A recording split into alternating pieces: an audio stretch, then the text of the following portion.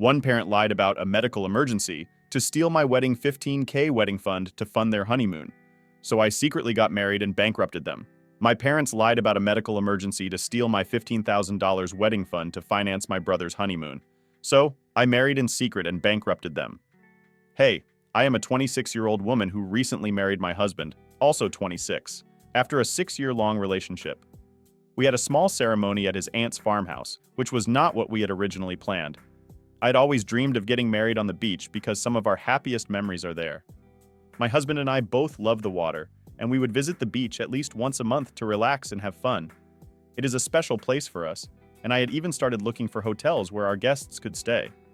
Like many other brides, I wanted my wedding to be special, and I had been saving money for a grand celebration for the past 5 years.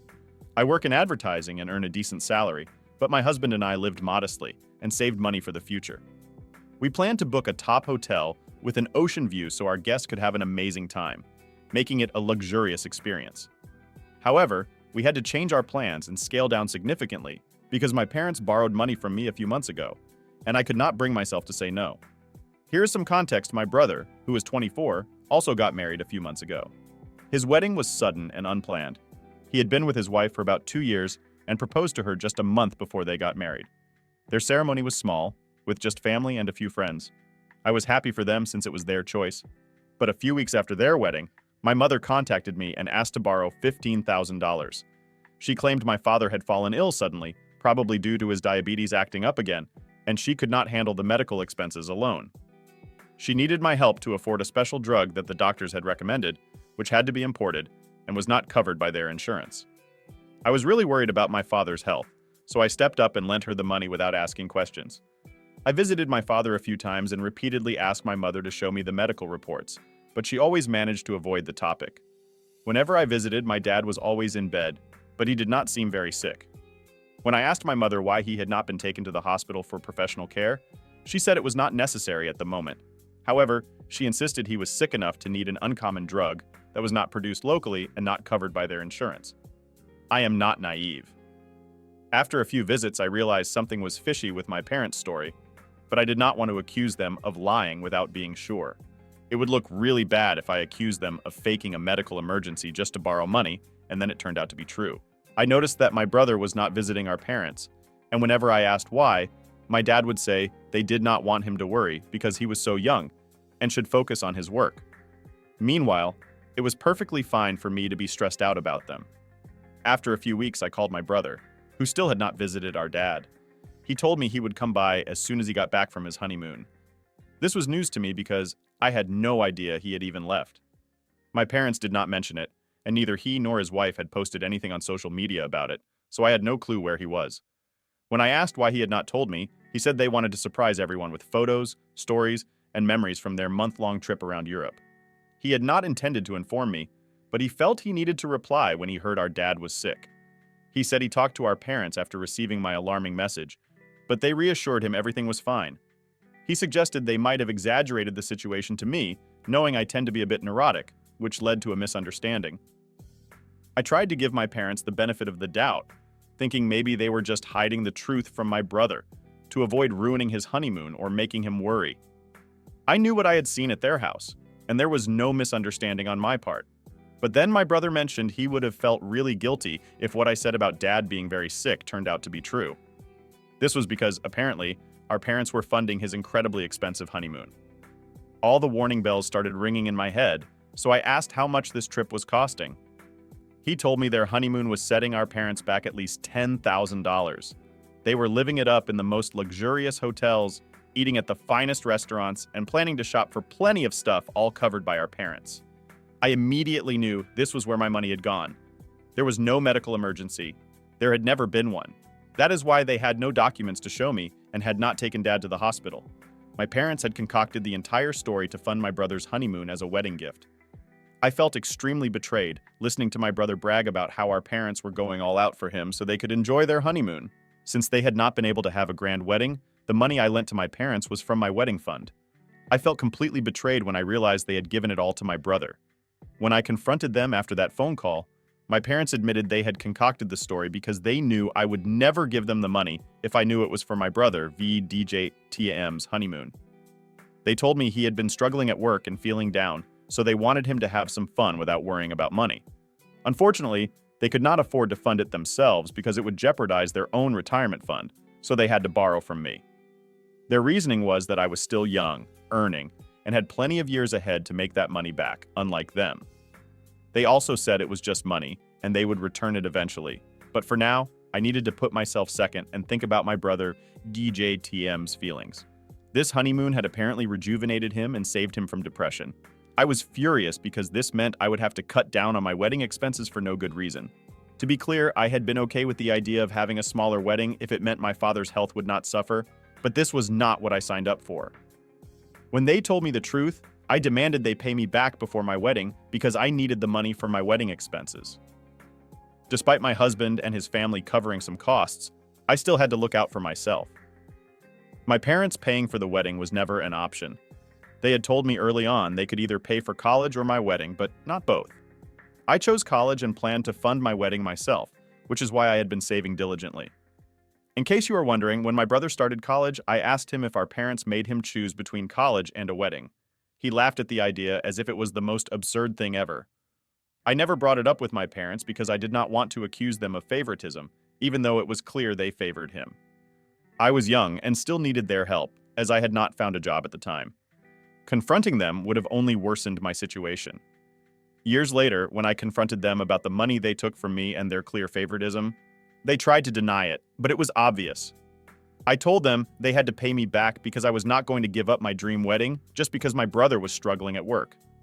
My parents could pamper him with their own money, but I had worked hard and saved for my wedding, not for them to hand it to my brother. They said they could not return the money in one go before the wedding, and it would take a couple of years to pay it all back, expecting me to be okay with it. They argued that if I was willing to spend the money on a medical emergency for my father, I should be fine spending it to prevent my brother from becoming depressed. But the truth is, my brother was never going to get depressed over work. He never took his job seriously, which is why he was bad at it and earned so little. He works in sales, and his income is almost all commission-based, so if he is bad at his job, he has only himself to blame. He might have been a little upset, but it was because he did not put in the effort. But I can assure you, he was never going to get depressed. He just did not care enough because my parents had spoiled him all his life. He was not used to working hard for anything, which is why he seemed upset about his job. That was all it was. But my parents blew it out of proportion to make it seem like he was actually bothered by his failures at work and needed to be rescued. It was all a lot of baloney.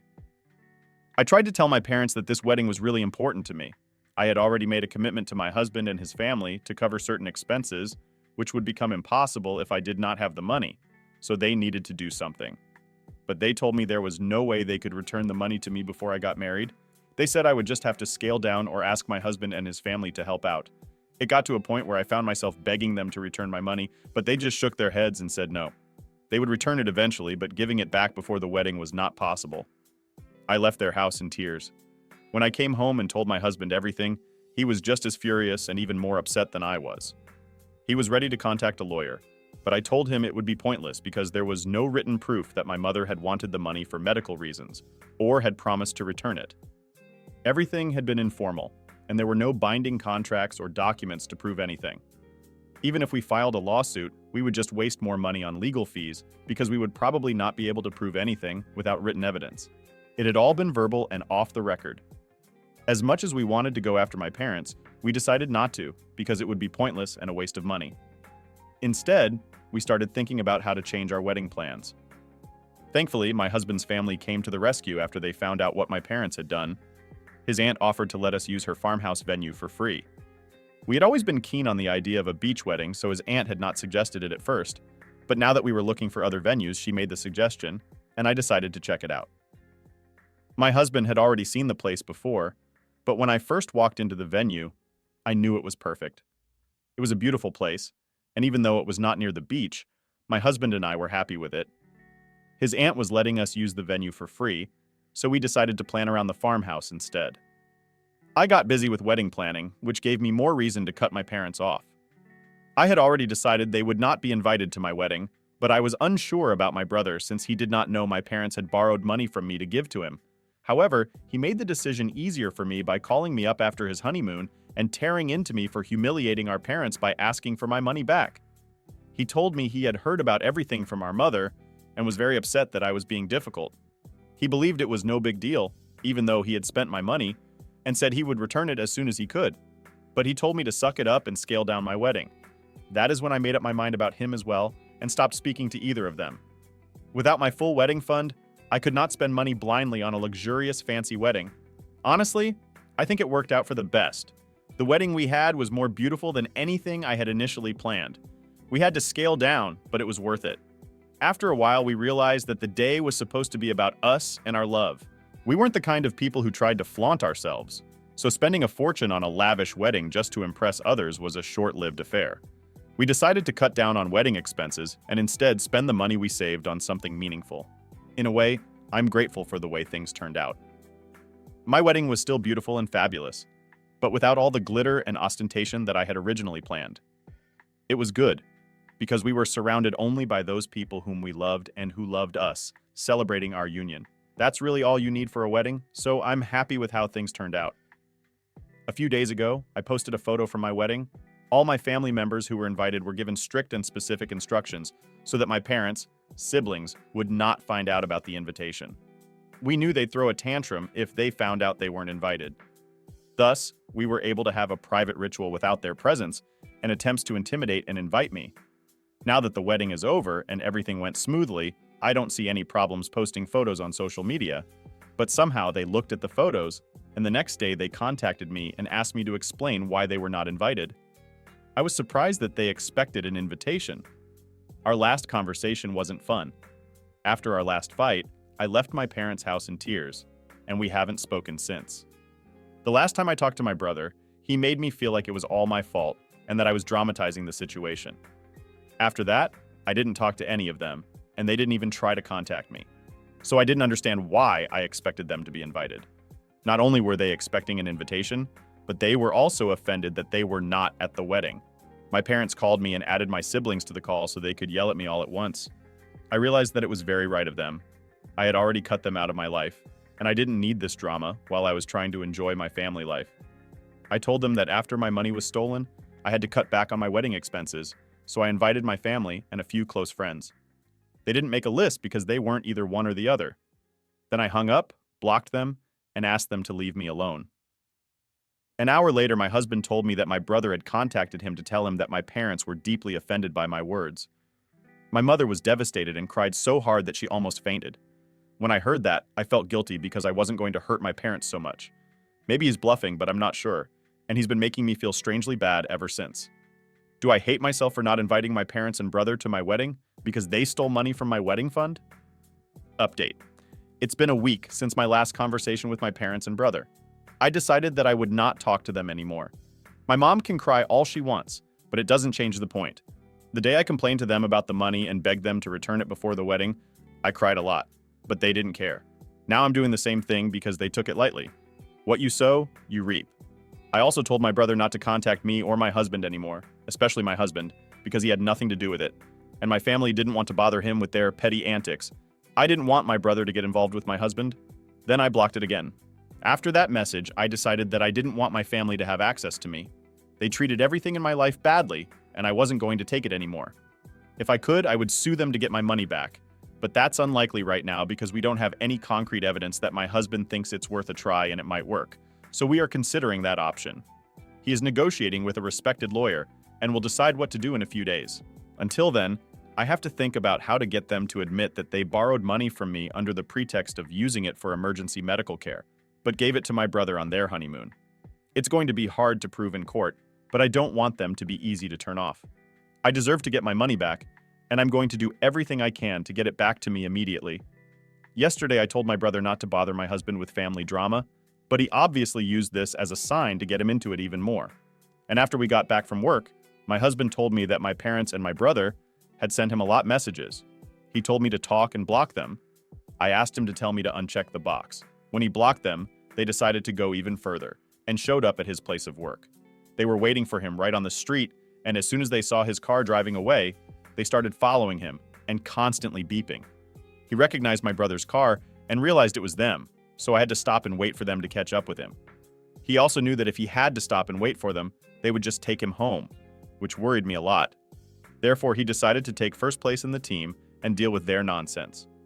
When he stopped, my brother went to the window and said they wanted to talk to him directly. There was a canteen nearby, and my husband just wanted to recover, so he agreed to go. They took a table at the diner so my family could say everything they thought was so important. My brother told him that he thought it was unfair of me to take away all the money and that it was an overreaction. They also thought that borrowing money from me, implying that we were no longer a family, was too much. They couldn't contact me directly, so I wanted my husband to try to talk to me, hoping I could listen to him. So they tried to appeal to him. My husband thought that we could be a family no matter what, and reminded me that we should behave this way and not throw tantrums over every little thing or behave like a child. My parents also said they would finally give me the money back, but they couldn't give it back right away, and they've already explained it to me a million times. They argued that I needed to be more attentive because my brother has problems at work, and my parents are going to retire in a few years. They tried to convince my husband that it was all my fault and that I was acting for no reason. But my husband played it very well. Instead of putting them in their place, he entertained them with nonsense and made them feel that he was on their side. He told them that he could try to explain everything to me, but if they contacted me personally and sent me a sincere message, it would be all the more so because, so far, they had only blamed me. But my husband knew that admitting their mistakes could calm me down and make me feel comfortable with them. In fact, these idiots didn't buy it. My husband manipulated them into sending me a message acknowledging their deed, and it made me think that I should apologize to them because the tone was decisive. Of course, as soon as they send such a message, we use it as an admission of guilt. Because we prosecute them according to the law, I am really proud of my husband because he handled it much better than I did, and I think he's an evil genius. But I love him because he's my evil genius. Well, my husband's plan worked, and now we're absolutely thrilled. My parents, brothers, and sisters, like a bunch of idiots, sent me an email detailing all the lies they had told and confessed everything they had done. Since we have evidence, my husband has given our lawyer the go-ahead to file a motion, and we are trying to get our money back soon. Maybe 15,000 euros is not much for someone, but it means a lot to me. I've spent the last 5 years saving up for the future, and I'm working very hard to achieve what I've achieved today. I had to sacrifice a lot late at night, and that's why we sued them, because I'm wasting it all just because my brother is lazy and my parents want to turn him in, and no matter what it takes, we will definitely get my money back. We also started planning our honeymoon. It will be a short trip to the beach because that's where it all started, and this place will always be special for us. Perhaps in a few months we will take longer breaks and then arrange a real vacation, but until then, it needs to be done. We realize that we don't need to impress people and spend a lot of money. I don't want to be like my brother, who, after returning, posted a bunch of photos from his honeymoon to rub it in people's faces. Now he will be sued for this. It's really sad for them, but they brought this on themselves, and now they fully deserve what happens to them.